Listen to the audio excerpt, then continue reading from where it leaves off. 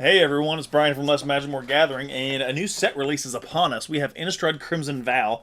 It's out and ready to be dabbled upon. We have a pre-release kit here. It's actually on pre-release weekend right now, so the cards aren't going to actually be released into the public until Friday, essentially, as far as outside of pre-release. I mean, they're released to the public, don't get me wrong, you can still get them at your stores, but most of the places you can't buy them from, you won't be able to get them till Friday or have them shipped in till Friday, the upcoming Friday.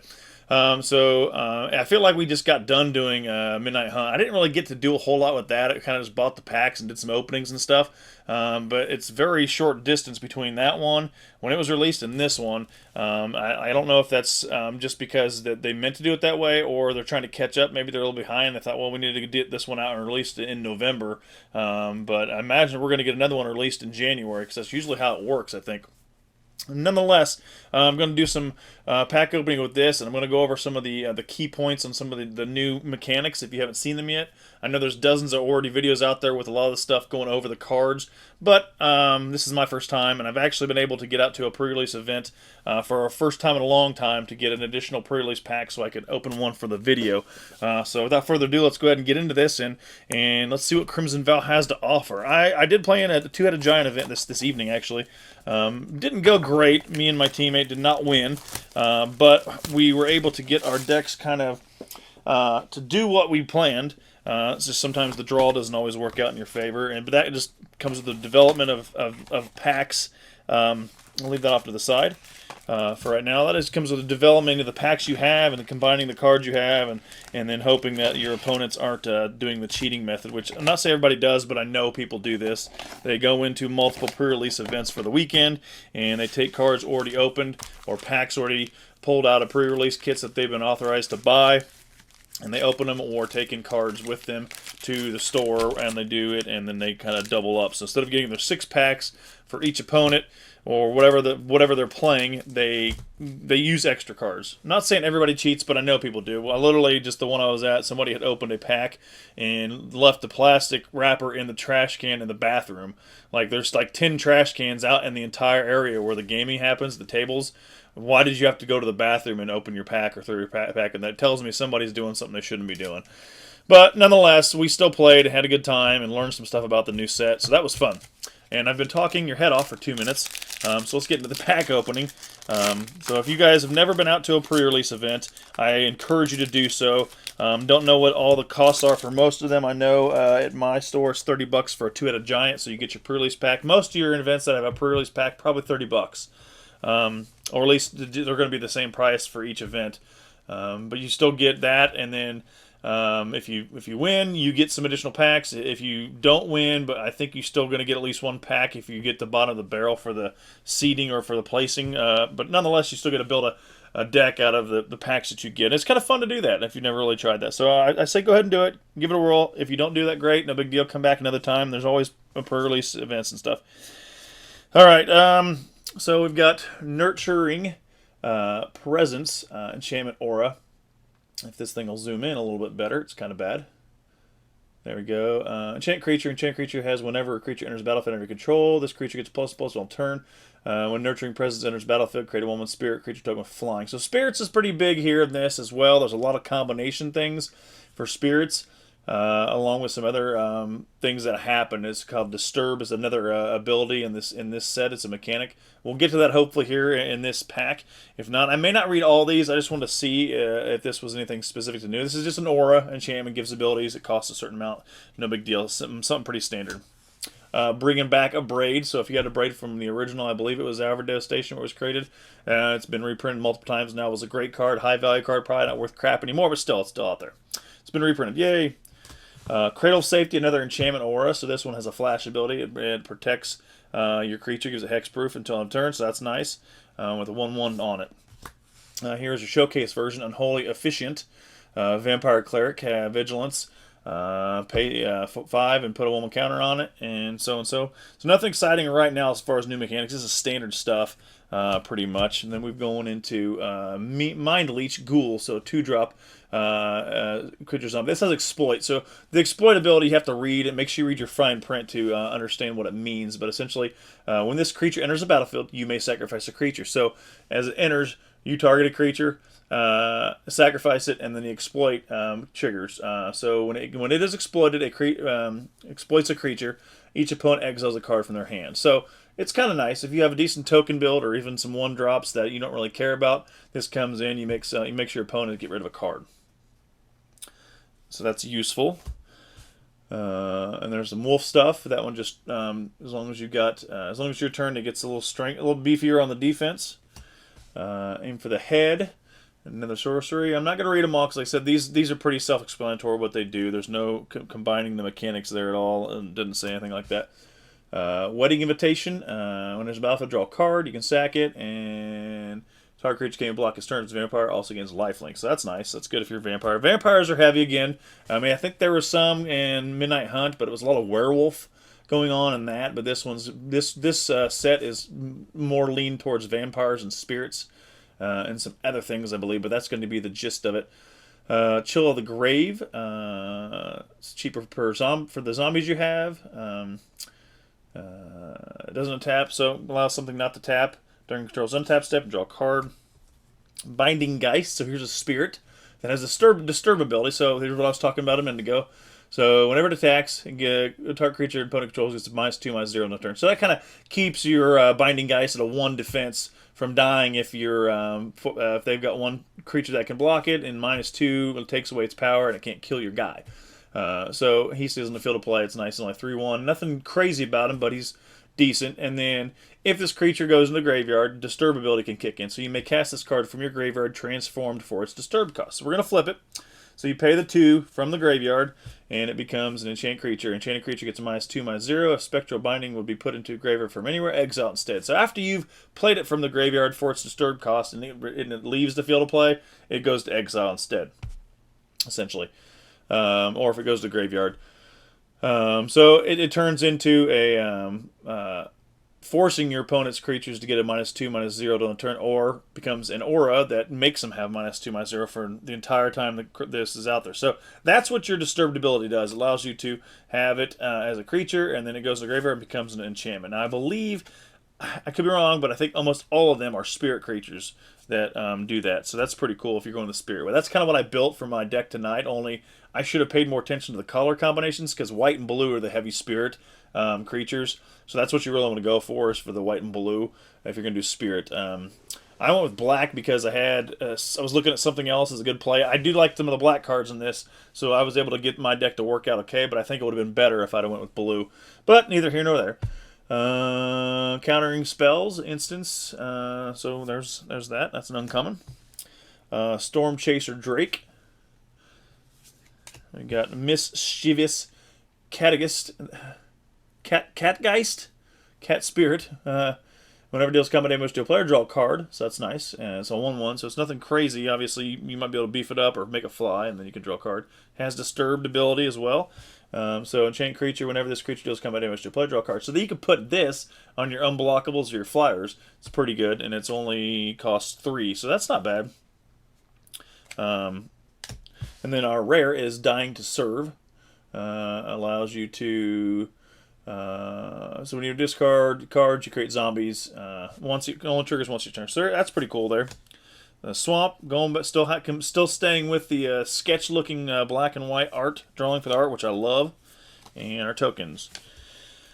So there you go. There's one pack, so you can see where the Disturbed ability comes into play, and then the Exploit ability. So there's 2 new mechanics. We got a Braid again. Steel-clad Spirit. I don't think there's anything I need to show about that, but it has Defender. It's a 3/3 and has some other stuff, but we don't need to get into that. Piercing Light deals 2 damage to target attacking or blocking creature, and then Scry 2. It's telling us what Scry means, so in case nobody knows, which most of us should know by now. Sorry, my zoom was off. Lacerate Flesh. So I don't remember if there's stuff in Midnight Hunt. I think there is. But so deals 4 damage to target creature. Create a number of blood tokens equal to the amount of excess damage that creature would deal this way. So if you're going to go deal a 4 to a 1/1, you get 3 blood tokens. So that's pretty good. The excess damage based on damage from instance or sorcery spells that carries over. That is in this set, and I swear I've seen it somewhere else, and maybe I'm just cuckoo because I didn't play enough Midnight Hunt or didn't really get into the details of it, but I think it's in that as well. Flourishing Hunter, it's a big boy. And I'll let you all read that some other time because I'm not. I want to get to the more nuts and bolts of this stuff. I want this video to go too long. We got Persistent Specimen, Evolving Wilds. Oh my gosh, that's a great card. Daybreak Combatant, Drog Scale Infantry, another disturbed ability, and this one has. There was nothing specific about the creature itself, except for it is a 2/2. So essentially, you're going to pay that disturb cost and enchantment for a creature. It gives it a +2/+2. So that's pretty good too.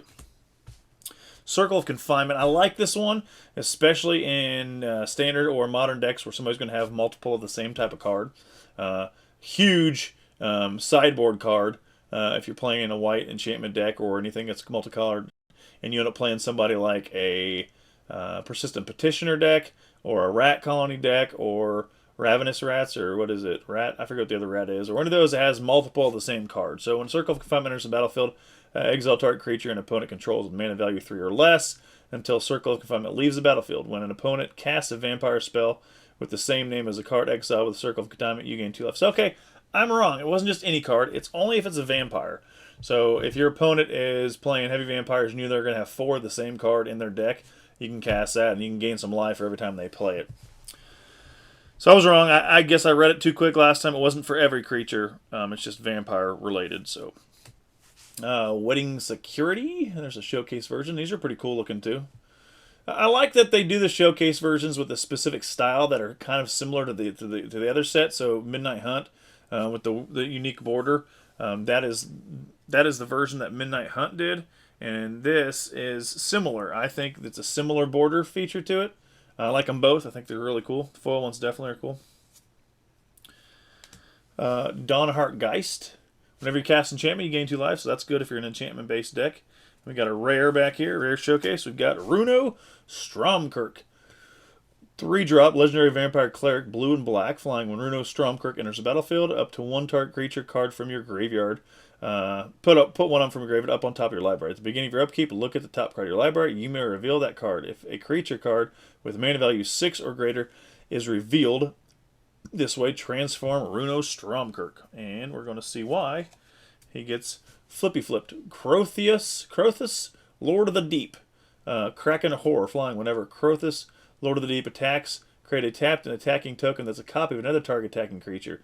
If that creature is a Kraken, Leviathan, Octopus, or a Serpent, create 2 of those tokens instead. Ooh, that can be pretty nasty. I'm not sure what kind of Krakens, Leviathans, and Octopus are in this set, or even in Midnight Hunt, or I think there might be one more Innistrad coming out. I don't know what the sequence is, if they're just doing 2. But that's pretty nasty if you have a decent deck built around that. I don't know, like I said, if there's a lot in Standard for that one. That was a pretty cool one, though. I like that one. And a Plains showcase and a foil mulch. So I'll take a foil, throw it into the pile, and treasure token, and a pick what you want. Fill in the blank.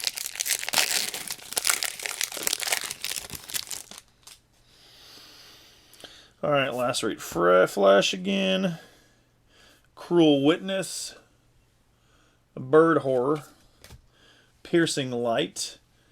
Deals 2 damage. I read that one. Belligerent Geist. Does combat damage to a player. Create a blood token. So blood tokens are pretty important for cycling through your deck. It's an artifact with pay 1, tap it, discard a card, sacrifices artifact, draw card. So it allows you to get through your deck if you can build up on your blood tokens. Toxic Scorpion. Old Death Toucher. Courier Bat, decent for getting creatures back out of the battlefield or back into your hand. It's in the battlefield. When Courier Bat enters the battlefield, if you gain life this turn, return up to 1 target creature from your graveyard to your hand. So you can get some stuff back with that guy. Nature's Embrace, another aura. Militia Rallier. Can't attack alone, needs friends. Voldarian Epicure, that has a create a blood token ability. Fearful Villager, Menace, has a daybound, nightbound, flippy flip, become a fearsome werewolf as Menace. Ancient Lumberknot, enchant each creature you control with a toughness greater than its power assigns excuse me, and combat damage equal to its toughness rather than its power. So kind of like High Alert, but instead of being an enchantment, it's a creature, and it doesn't allow defenders to attack. But it's still pretty nasty if you can build a deck around that. Might be something I want to look into because that was one of my forte decks back in the day when it was standard. Honeymoon Hearse. So this is a vehicle. So instead of having the crew ability, which is a total value of power, tap 2 untapped creatures you control. Honeymoon Hearse becomes an artifact creature. So that's not bad at all. For 5/5 trample, you can just tap 2 1/1 tokens and be like 5/5 swinging at you. Oakshade Stalker has Daybound, Nightbound. I'll let you read that one. So what's the flip side of it? Ooh, we got a Planeswalker back there. Moonlit Ambusher. Creature Werewolf. 6/3. And our mythic rare is, of course, the beautiful Sorin the Mirthless showcase version. And that's pretty nasty looking. Pretty cool artwork. I love it. Like, look at it. Like, look at the detail of that. That's a nasty looking card. So, Sorin, look at the top card of your library. You may reveal that card and put it into your hand. If you do, you lose life equal to its mana value. Create a 2/3 black vampire creature token with flying and lifelink, and then -7. Sorin the Mirthless deals 13 damage to any target. You gain 13 life. Ooh, that can hurt. That can hurt. An island and a filler card, and then fill your own card out. Fill your own card out. Pretty cool hit there with the Sorin. I like getting those. Nice. Stitched Assistant with the Exploit ability. So when it enters the battlefield, sacrifice creature. When it exploits, scry 1, then draw a card. Sigarda's Imprisonment. So this is decent. It's a can't attack or block 3-drop, so it kind of sucks. But you have the opportunity, if you got the mana to spend and nothing to spend your mana on, you could be top decking, and you're like, hey, let's pay 4, exile it, and then create a blood token. It's an artifact with pay 1, discard a card, sacrifice it. Okay. So now I guess it's one of those things. So I put it on a creature. It can't attack or block. Means I'm still in control of that. So my opponent that I put that on, I don't believe they can pay that. That's how that works, but I could be wrong. A Sure Strike, that's classic. Dreadlight Monstrosity. So this is a pretty decent one right here. 6-drop for 5/5, which doesn't seem great, but it has a ward 2, so it's pretty heavy to keep it from being targeted. Not they have to spend more, and if I can pay 5, Dreadlight Monstrosity can't be blocked this turn. Activate only if you own a card in exile. So that's pretty good. Undying Malice. So until an target creature gains, when this creature dies, return to the battlefield tapped under its control, put a 1/1 counter on it. So that's a good one too to protect your creature or your teammate's creature, depending on what you're playing. Mulgraph Millipede. It's got some counters ability there. Gift of Fangs. This one's pretty decent. Get a +2/+2 as long as it's a vampire. Otherwise it gets -2/-2. So take some stuff out. The Gluttonous Geist. It's a guest. When Gluttonous Guest enters the battlefield, create a blood token. Whenever a sacrifice blood token, you gain 1 life. So that can build up in your blood token sacks, get life. Be a lot of combinations with that one. We're a Prisoner, has Daybound, Nightbound. It's a Defender. It's 2/6. Flip it. It's no longer a Defender, I believe. And Jailbreak attacks each combat available, and it's a 6/6. That's nasty. It's a big boy for attacking. Get him out there. Get him hungry for the blood. Edgar's Awakening. This one's actually cool too. 5-drop. Turn target creature card from your grave to the battlefield. Bam. Okay, pay 5, put it back out there. If not, when you discard it, if you're forced into the madness mentality, which is kind of what this is, you discard it. Awakening, you may pay 1. When you do, return target creature card from your grave to your hand. So instead of going out of the battlefield and you discard it during ability or whatever, you can pay the 1 and still put it back in your hand. So that's decent too. Into the Night. It becomes night. It gets you some other stuff kicking in. Brine Comer. Whenever Brine Comer enters the battlefield, becomes target of or a spell. Create a 1/1 white spirit creature token with flying. Has the Disturbed ability, and that, my friends, is going to be this enchantment. Has the same thing. Whenever it enters, the Brinebound Gift enters the battlefield, or enchanted creature becomes target of or a spell. Create 1/1 creature don't fly. So essentially the same thing. It just the abilities of the creature become enchantments. So that's how all those usually work. We've got Dream Shackle Geist, 3-drop, creature flying, Spirit, another Spirit, and we've got a land card back there. Oh my gosh, Mountain, and then we've got a foil. Ooh, a nice foily showcase, Unholy Officiant. That's really shiny. Insect, and another one. Moving right along. Not too bad, not too long. I think I can get this done in decent time. I'm not going over every card, but I'm reading them, but I'm not going over all of them. Cruel Witness, the Bird Horror. I thought we just opened that in the first card last time. Unholy Efficient, the regular version. We've got Belligerent Guest, Trample, Showcase version. It's the redrop. Grass deals combat damage to a player. Create a blood token. I think my lens has got some cloudiness on it or something. So there's more ways to create blood tokens. Heron of Hope. You gain life. You gain that much life plus one instead. I'm sure that's going to find its way into the life gain decks that everybody keeps putting together on MTG Arena and amongst other versions of the game. So here's the training one. So I was told in the game tonight that it's not like Mentor. Mentor, you target somebody and it gains. If anything has training on it, it tacks it onto all of them, according to what I was told. Now, I don't know if this is coming by the people at the game store, whether they're judges or they're the they got the rules in the back pocket kind of thing. Anyway, so 4-drop, creature, human, peasant, training. Whenever this creature attacks with another creature with greater power, put a 1/1 counter on this creature. When Rural Recruiter enters the battlefield, create a 3/1 green boar creature token. So it's not like it triggers every. They all have to be attacking for this to work. So if this 1/1's attacking, you have a 6/6 attacking, and all your other 1/1s are trainers also. They all get a 1/1 counter on them. So it's not like you can only just pick one or target one. You got to be able to have them be bigger than you to get the counters. And those counters go on as they're attacking, and then that makes their damage that much more.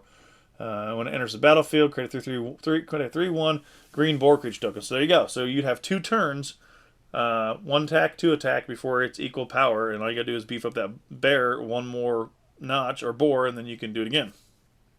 If that makes any sense. Let's say pointed discussion, sheltering bows, enchantment, sanctify. Destroy target artifact and gain 3 life. Blood Crazed Socialite. Blood Token ability, or getting blood token. Kindly Ancestor has Disturbed ability, lifelink 2/3, and I'm gonna guess this gives it lifelink, so it's gonna give you a creature lifelink when you put it on a target creature. Whispering Wizard. Get that guy right there. Put some 1/1s out there. Spirit, so that's a good blue-white spirit ability. Sigardian, or just blue, but Sigardian Paladin. As long as you've put 1 or more 1 counter on creature, this turn, Sigardian Paladin has trample and lifelink. So there you go. Get some of those counters built up on the green-white, and then you can give this guy trample. That's not bad. A 4/4 with trample and lifelink. That'll work. And then you can beef him up. Is it target creature you control with a +1 counter against trample? So you can give it to another creature with his ability. That's a good card. Innocent Traveler has a flippy flip. Beginning of your upkeep, if an opponent may sacrifice a creature, if no one does, transform Innocent. So they can sacrifice a creature to keep you from flipping it. And it becomes a flying malicious invader, gets a +2/+0 as long as an opponent controls a human, a 3/3. Okay. So yeah, that's pretty decent. I mean, it's a 4/4, turns into a flyer almost immediately, more than likely, because somebody's probably not going to sacrifice a creature, but never know they might. We got Voldarian Estate. Colorless mana gainer, and pay 1 life, add any mana of any color, spend this mana to cast vampires. Pay 5, tap, create blood food token. This ability costs 1 less to activate for each vampire you control. So you can get some blood tokens pretty quickly if you got a heavy vampire slew out there. So that one's not bad for a blood token build, I don't think. Mountain, and a human, and another one. Last pack. Almost done here.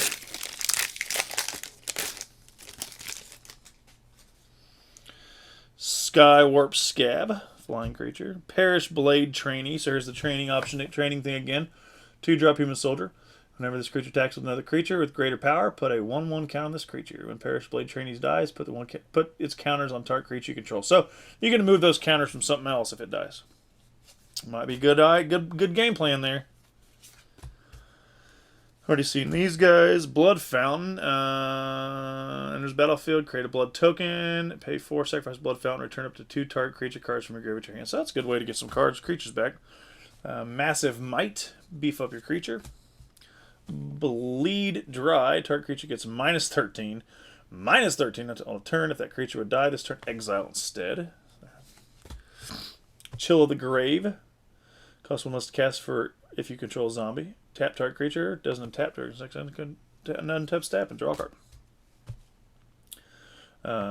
Voldarian Epicure, another blood token Creator. Hook Hand Mariner. Get up there, Zooms. Really? It's going to sit right here in front of the camera. You're not going to do it. Oh my gosh. It's Daybound. It's a 4-drop for 4/4. And when it becomes night. Rip Hook Raider. Can't be blocked by creatures with power 2 or less. Oof.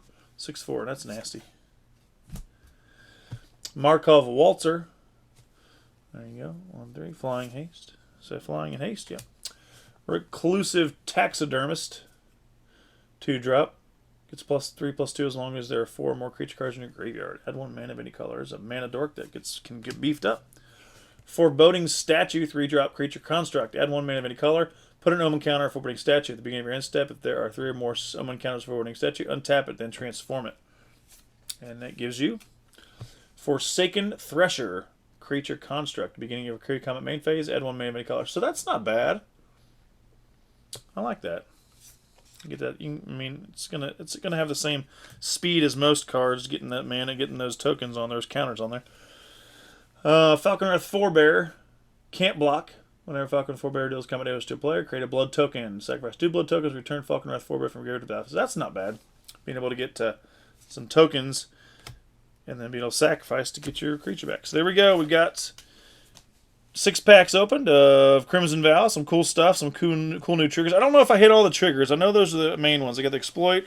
You got the Disturb. You got the Training. I'm trying to think if there's another one that I was going over. But either way, some cool stuff. I think it's some cool playability, especially if you're just going strictly standard. I mean, some of these cards will be put into Commander for sure, but they're going to work much better when you have 4 copies of certain cards in these decks for standard style stuff. So let's see what we got for our pre-release. I'm going to let everybody see it first, like usual, and then I will look at it. So there we go. That is what we got of this pre-release card with a stamp. Is it something cool? Is it something I already got? I've already got one so far. Patchwork Crawler. This is actually my buddy that was my teammate for tonight. This is what he got in his pack. And then I got the Consuming Tide. So it's funny that I got that one. Well, there you go. Nonetheless, still cool. I hope you enjoyed the video. I hope I gave everybody kind of an understanding of some of the new triggers, some of the new mechanics for this set. And I hope you enjoyed the video. And I'm not sure what I'm going to have next, but something will be up eventually. But either way, catch you in the next video. Deuces!